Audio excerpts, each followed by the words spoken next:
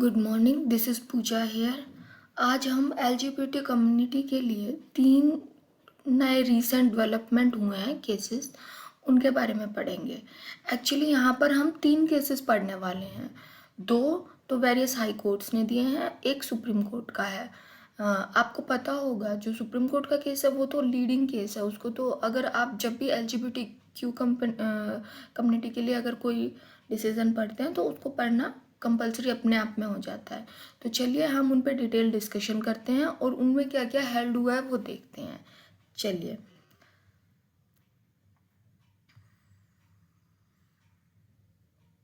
सबसे पहला केस है Priya Gaurav, Punjab school education board and another versus Priya Gaurav and Punjab school education board का। इस केस में हुआ क्या था कि एक फीमेल थी, ट्रांसजेंडर थी, उन्होंने एप्लीकेशन डाली पंजाब बोर्ड स्कूल एजुकेशन में। किस चीज़ के लिए? कि प्लीज़ मेरा नाम जो कि प्रीवियस डिग्रीज में है उनको चेंज कर दिया जाए। तो वो तो बल्कि किया नहीं गया, बल्कि उनको हराश किया गया। इन्होंने जबकि अपना ट्रांसजेंडर जो सर्टिफिकेट्स है वो ले लिए थे, उन्होंने सारे नॉर्म्स पूरे किए थे। जो ट्रांसजेंडर पर्सन प्रोटेक्शन एक्ट 2019 है वो, और ट्रांसजेंडर पर्सन रूल्स 2022 सबको फॉलो करते हुए इन्होंने अपना पूरा काम किया था और बोला था, बोर्ड में एप्लीकेशन लगाया था कि प्लीज़ मेरे नाम को चेंज कर दिया जाए। केस के थोड़े फैक्ट्स देख लीजिए।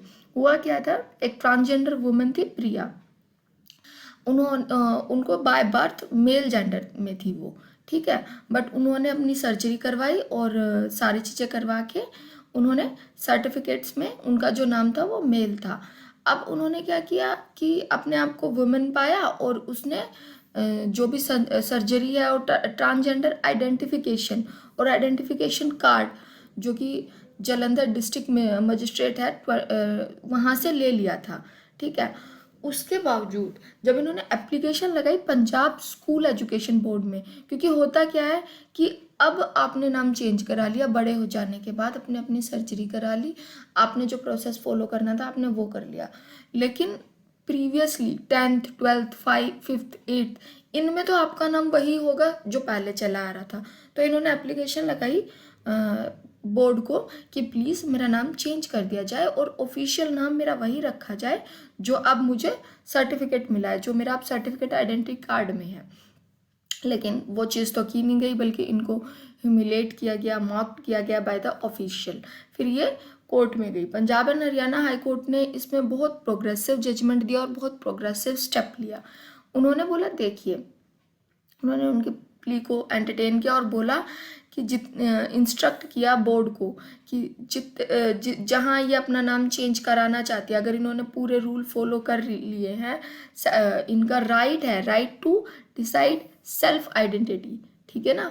तो इनको ये राइट इनका एक्सरसाइज करने दिया जाए और जितना भी चेंज करना है वो किया जाए।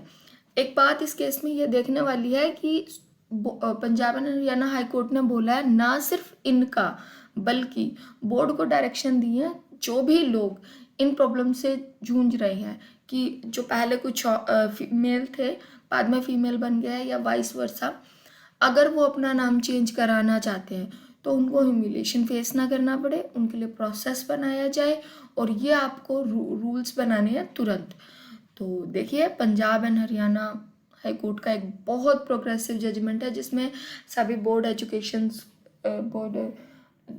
स्कूल एजुकेशन बोर्ड्स को डायरेक्शन दे दी गई है कि इस प्रोसेस को सभी को करने दिया जाए।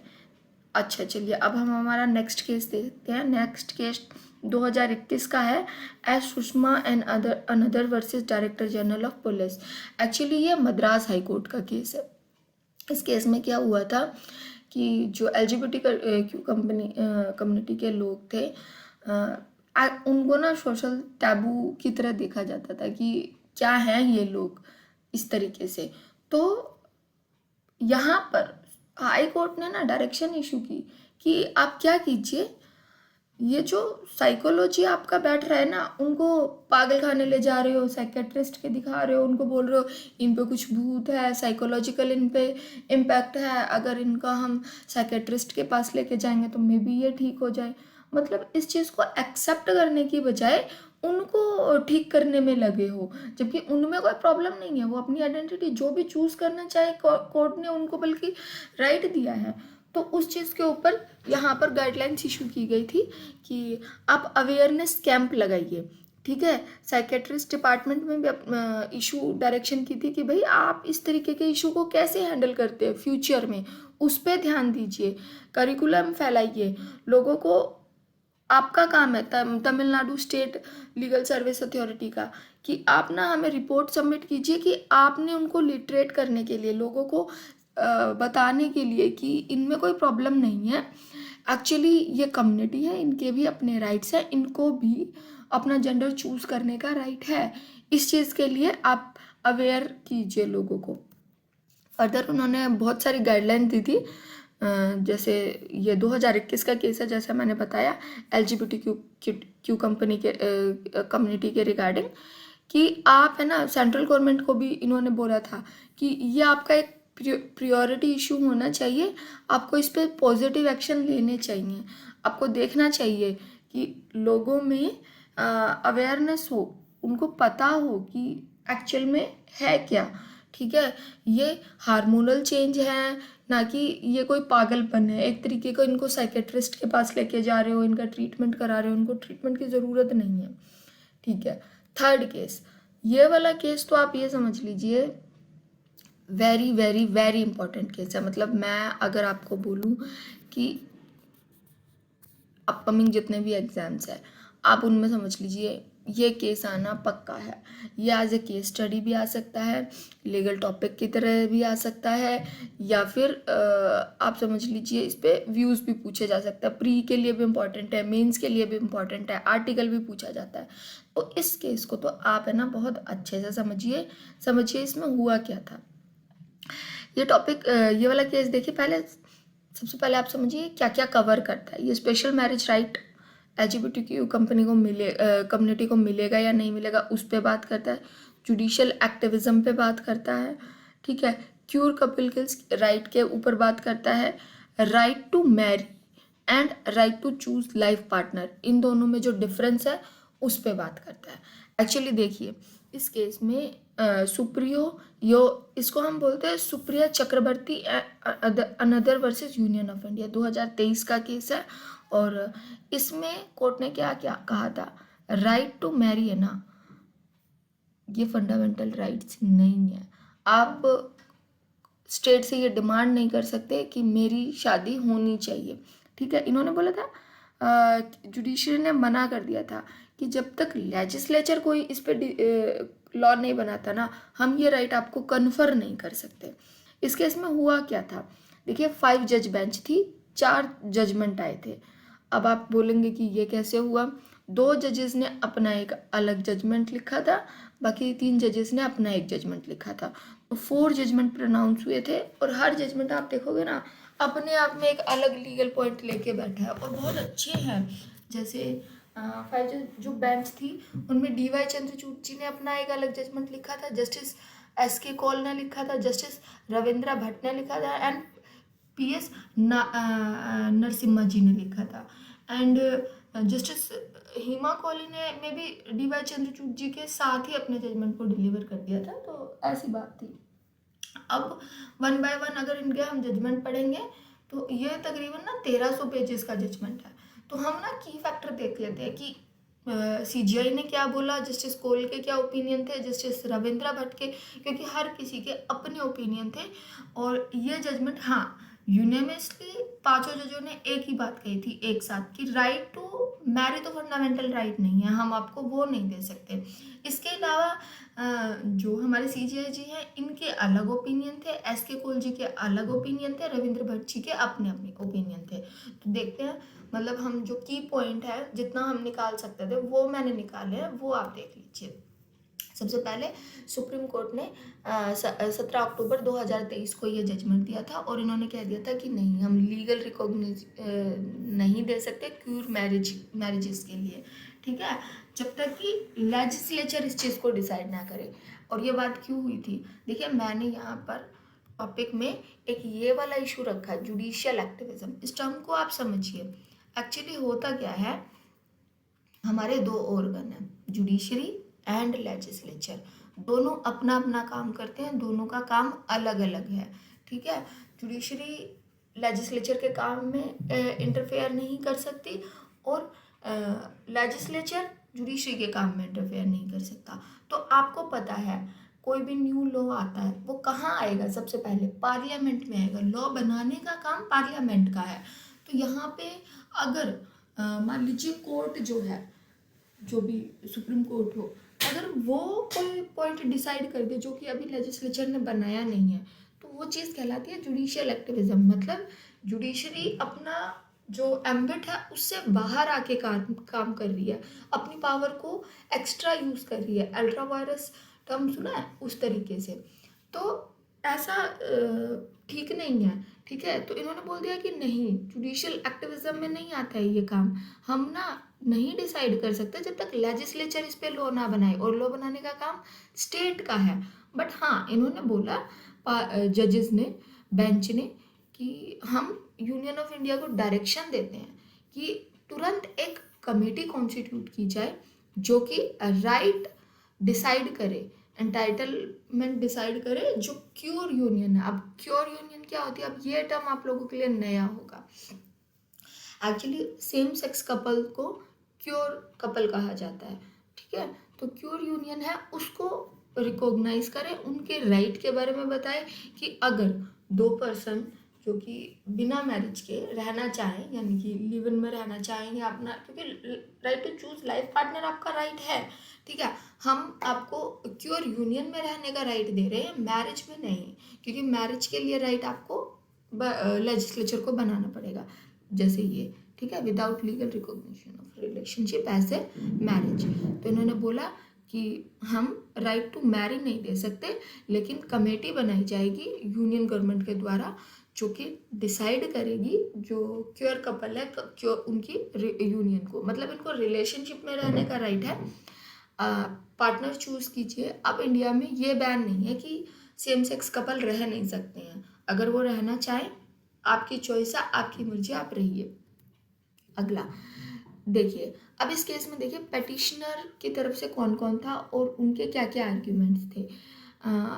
पता है, जब भी आप कोई केस देखिए ना, उनके एडवोकेट्स को देखा कीजिए। जजेस सभी याद करते हैं, बट जो मेन फाइट होती है ना, बहुत फेमस एडवोकेट्स होते हैं। और ये इनका जब आप देखेंगे ना थॉट प्रोसेस, इनका आर्ग्यूमेंट, इनकी चीज़ें, तो आपको समझ में आएगा कि हमको कितना ग्रो करने की अभी ज़रूरत है। अब इस केस में ना जो मुकुल रोहतगी हैं, ये बहुत फेमस हुए थे और इन्होंने जो आर्ग्यूमेंट्स रखे थे ना, सच में इनकी वजह से ये सारा केस ना ऐसे चला था। तो मुकुल रोहतगी जी हो गए, अभिषेक मनु सिंघवी जी हो गए, ये भी बहुत फेमस इन्होंने रिप्रेजेंटेशन दिए थे, ठीक है। इनके छोटे छोटे क्लिप्स जो आप वायरल वीडियो देखते हैं ना, वो इनके हैं रियलिटी में, जो कि राइट सामने रिप्रेजेंट करते हैं बेंच के सामने। तो इन्होंने पिटिशनर की तरफ से ये लोग थे, इन्होंने रिप्रेजेंटेशन दिया था कि सबसे पहले बोला कि इक्वालिटी का राइट है LGBTQ कम्युनिटी को, ठीक है, और उनको एक्नॉलेज किया जाए कि हाँ एज ए यूनियन रहने दिया जाए, और उनको इंश्योर किया जाए कि वो भी एक डिग्निफाइड लाइफ जी सके, ठीक है, लाइक ए हेट्रोसेक्सुअल कपल। अब आप सोचेंगे ये हेट्रोसेक्सुअल कपल कौन से होते हैं। देखिए, मैंने आपको पहले भी कहा था, जब आप जुडिशरी की तैयारी करते हैं, जज एक पूरा पैकेज होता है, उसमें ना आपका लैंग्वेज भी प्रॉपर होना चाहिए, मतलब आपको चीज़ें आनी चाहिए। तो देखिए, टर्म होती है हेट्रो एंड होमो। हेट्रो मतलब होता है डिफरेंट, होमो होता है सेम। तो हेट्रोसेक्सुअल मतलब जिनका सेक्स डिफरेंट डिफरेंट है, मतलब एक मेल एक फीमेल। होमोसेक्सुअल मतलब जो सेम आइडेंटिटी रखते हैं, like female female male male, तो हाँ उनको हेट्रोसेक्सुअल कपल की तरह रिकॉग्नाइज किया जाए, उनकी आइडेंटिटी को सिक्योर किया जाए। दूसरा इन्होंने बोला कि सेम सेक्स मैरिज है ना, इसको लीगल रिकॉग्निशन दे दिया जाए अभी, ठीक है। कहाँ पर? स्पेशल मैरिज एक्ट में। इन्होंने पर्सनल लॉ पे कोई कमेंट नहीं किया था। पर्सनल लॉ में देखो अभी हो नहीं सकता है। सपोज कीजिए कि एक दो फीमेल कपल है, ठीक है, एक तो बिलोंग करता है अलग कम्युनिटी से, दूसरी बिलोंग करती है अलग कम्युनिटी से, तो इनका यूनियन पर्सनल लॉ में तो वैसे भी नहीं हो सकता है। तो इन्होंने डिमांड किया था कि हमको आप लोग राइट दीजिए, कहाँ पर? कि हम इधर स्पेशल मैरिज एक्ट में, क्योंकि यहीं पे ही ना डिफरेंट रिलीजन के लोग भी आपस में शादी कर सकते हैं। तो इनकी ये डिमांड थी, पहली ये, दूसरी ये, ऐसे तो बहुत सारे पॉइंट्स थे बट मेन ये था, ठीक है। गवर्नमेंट का क्या स्टैंड था अभी इस केस में, आप ये देखिए। सॉलिसिटर जनरल जो तुषार मेहता जी थे ना, इनकी आर्ग्यूमेंट बहुत बहुत मतलब आप देखिए वायरल हुई है, बहुत ज़्यादा वायरल हुई है। इनके कुछ एक कमेंट थे, मैं उन पर नहीं जाना चाहूँगी, लेकिन देखना, मतलब आप यूट्यूब पे है, सोशल मीडिया का ज़माना है, तो बहुत इन चीज़ों पे बड़ा कोर्ट में ना, जब ये आर्ग्यूमेंट चल रहा था, 10 दिन की हेयरिंग थी, 10 दिन आर्ग्यूमेंट हुआ था, उसके बाद ना डिसीजन को रिजर्व कर लिया था।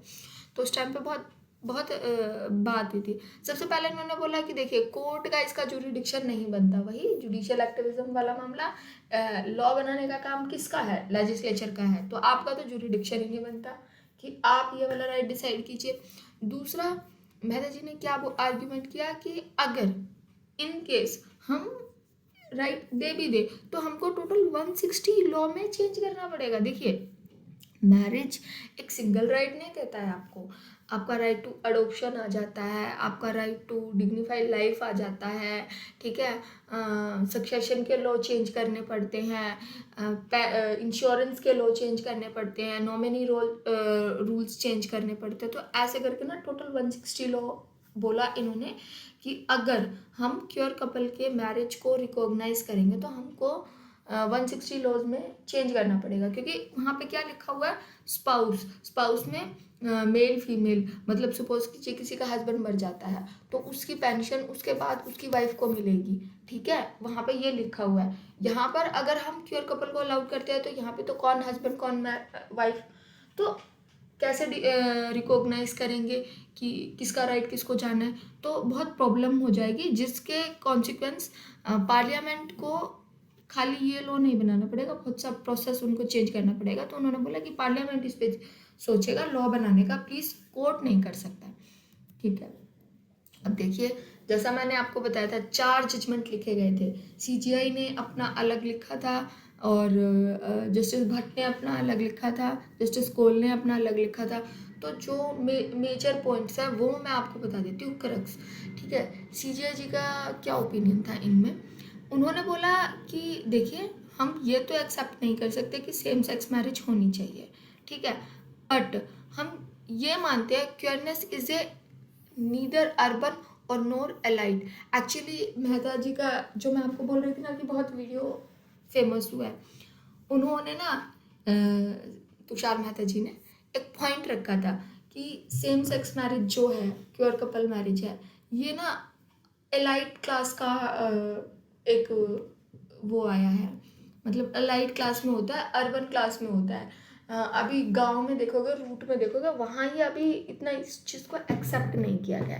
तो यहाँ पे सीजीआई ने कहा था कि नहीं, क्योरनेस जो है ये हर जगह है ना, ये कोई अर्बन कंसेप्ट नहीं है, ये एलाइट क्लास का कंसेप्ट नहीं है, मतलब अपर क्लास का। तो इस चीज़ को इन्होंने रिकॉग्नाइज करने से मना कर दिया था। और इन्होंने बोला था कि जो मैरिज जो है ये कोई स्टेंगेंट या अनचेंजिंग इंस्टीट्यूशन कभी नहीं है। जैसे कि मेहता जी बोल रहे थे कि मैरिज सिर्फ 2 यूनियंस के बीच में हो सकता है। इनका ना फेमस डायलॉग हुआ था इस केस के रिगार्डिंग। इन्होंने बोला था absolute male and absolute female, ऐसा कोई कंसेप्ट है ही नहीं। हम जब अपने लॉ देखते हैं वहाँ लिखा हुआ मेल एंड फीमेल की शादी हो सकती है, तो what who is male and who is female, absolute male and absolute female का कोई कंसेप्ट नहीं है, और मैरिज का कंसेप्ट भी ऐसा कोई कंसेप्ट नहीं है जो चेंज हो ही नहीं सकता है, कि मतलब लिख दिया गया है मेल एंड फीमेल तो वो स्टेंगेंट है, वो चेंज ही नहीं होगा। तो इन्होंने बोला था कि ये चेंज किया जा सकता है। तो ये इस तरीके थे। दूसरी बात इन्होंने एक और चीज़ कही थी कि अडॉप्शन के जो रूल है ना कारा की, उनकी गाइडलाइंस में चेंज किया जाए, क्योर कपल को भी राइट टू अडॉप्शन देना चाहिए, ठीक है। और उनको इन्होंने बोला था कि बेंच को अलाउ करना चाहिए सेंटर को कि वो कैबिनेट सेक्रेटरीट हेड करे, और जो क्योर कपल है इनको ये वाला तो अलाउ कर ही दिया था। यहाँ पर इन्होंने ओपिनियन रखा था अपना CGIG ने कि कारा की गाइडलाइंस में चेंज करना चाहिए अडॉप्शन अथॉरिटी में, और इनको भी राइट टू अडॉप्ट देना चाहिए, अनमैरिड कपल को भी, ठीक है। और एक बेंच ने अलाउ किया था कि इनको भी जैसे राशन कार्ड हो गया, पेंशन हो गया, ग्रेचुइटी हो गया, सक्सेशन हो गया, इसमें थोड़े से राइट की तरफ इनके देखा जाए, ठीक है। अब देखिए जस्टिस कोल ने क्या कहा एंड जस्टिस भट्ट ने क्या कहा। जस्टिस कोल ने ना इनका मेजॉरिटी डिसीजन DY चंद्रचूड़ जी के साथ था। ये जो पूरा जजमेंट पास हुआ है ये 2:3 के रेशियो से पास हुआ था। जस्टिस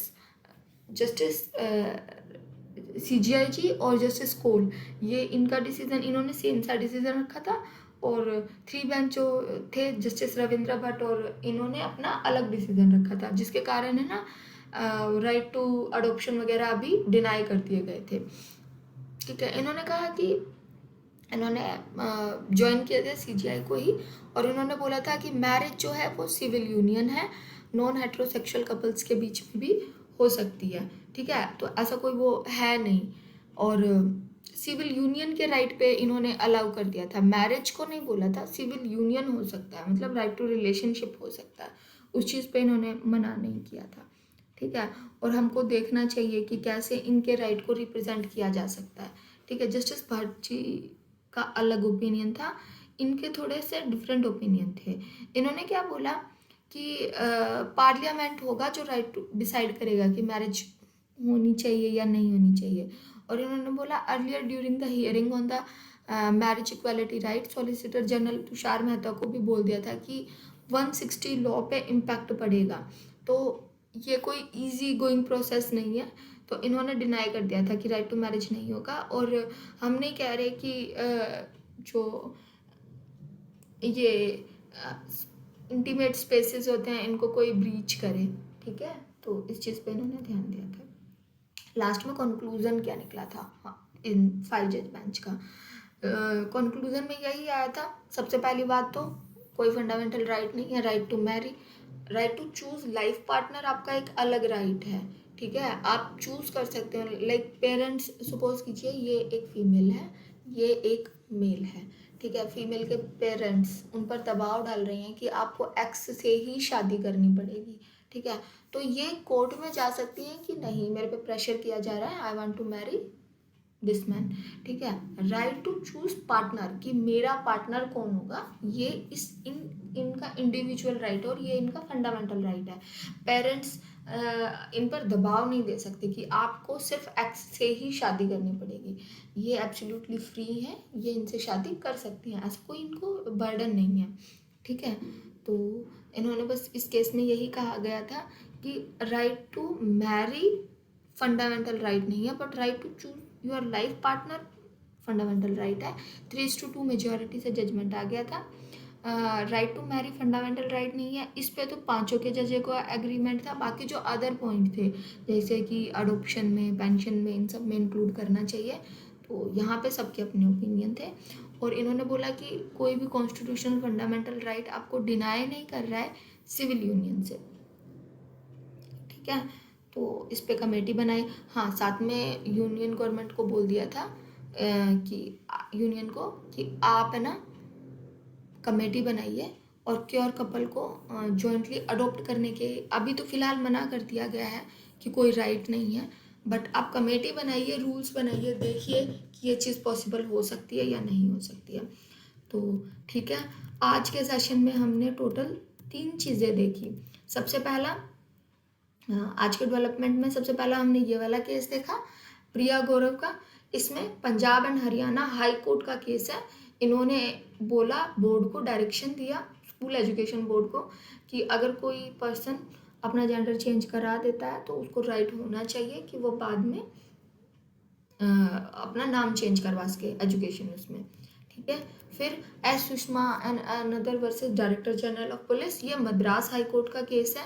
इस केस में बोला कि देखिए मतलब हार्मोनल चेंजेस होते हैं इसमें ना, इसका साइकोलॉजिकली कोई वो नहीं होता है, ठीक है। आप इनको पागल डिक्लेयर नहीं कर रहे हो और साइकेट्रिस्ट के पास लेके जा रहे हो, तो ये गलत है, ठीक है। अवेयरनेस कैंप कीजिए, लोगों को बताइए इनके राइट्स के बारे में, इनकी आइडेंटिटी के बारे में, सब चीज़ों के बारे में। तो यहाँ पे ना वेरियस डायरेक्शन इशू की गई थी अवेयरनेस प्रोग्राम के लिए, और यहाँ पे सेंट्रल गवर्नमेंट को भी डायरेक्शन इशू की गई थी एक्चुअली, ठीक है। फिर सबसे बढ़िया, सबसे इम्पॉर्टेंट सुप्रिया चक्रवर्ती का केस है। इसमें राइट टू मैरी को डिनाई कर दिया गया, 3:2 के रेशियो से जजमेंट आया था।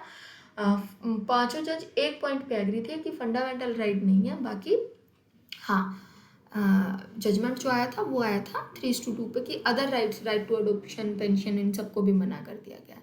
तो आज के लिए इतना ही, थैंक यू। अगर कोई प्रॉब्लम है, अगर किसी इशू पे आपको कोई लगता है कि ये बात ऐसे होनी चाहिए, तो वो आप मुझे बताइएगा। Thank you so much.